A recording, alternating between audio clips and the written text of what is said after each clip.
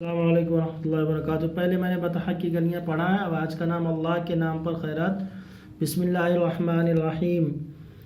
ایک بار حضرت ام سلمہ ٹھیک ہے رضی اللہ عنہا کے پاس کہیں سے کچھ گوشت آیا۔ رسول اللہ صلی اللہ علیہ وسلم کو گوشت بہت اچھا لگتا تھا۔ بی بی ام سلمہ رضی اللہ عنہا نے گوشت الگ طاق میں رکھوا دیا کہ شاید حضرت اسے کھائیں۔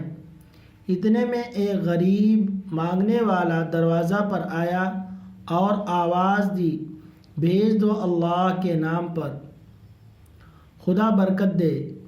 گھر میں سے جواب نہ ملا۔ اس لفظ کو یاد رکھنا، اللہ کے نام پر خدا برکت دے، گھر میں جواب نہ ملا۔ غریب مانگنے والا چلا گیا۔ اتنے میں رسول اللہ صلی اللہ علیہ وسلم باہر سے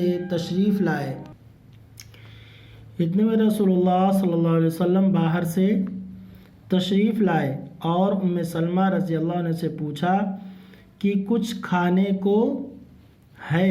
انہوں نے کہا کوئی چیز نہیں ہے، ہاں کہیں سے گوشت آیا ہے، وہ رکھا ہے۔ نوکرنی سے کہا کہ طاق میں سے گوشت اٹھا لاؤ۔ وہ گئیں تو دیکھتی کیا ہے کہ وہ وہاں گوشت کا نام بھی نہیں، ہاں ایک پتھر کا ٹکڑا رکھا ہے۔ رسول اللہ صلی اللہ علیہ وسلم کو سب حال معلوم ہوا تو آپ نے فرمایا کہ تم نے فقیر کو اللہ کے نام پر نہیں دیا، اس لیے سارا گوشت پتھر ہو گیا۔ اس بات سے صاف معلوم ہوتا ہے کہ جو اللہ کے نام پر چیز نہ دے اور خود کھائے وہ پتھر کھاتا ہے۔ تو یہ آج کا سبق یہیں تک ہے، آگے دوسرا سبق ہے۔ تو اگر اللہ کے نام پر کوئی چیز مانگتا ہے اور اپنے پاس وہ چیز ہے تو کچھ نہ کچھ اسے دے دے، ٹھیک ہے۔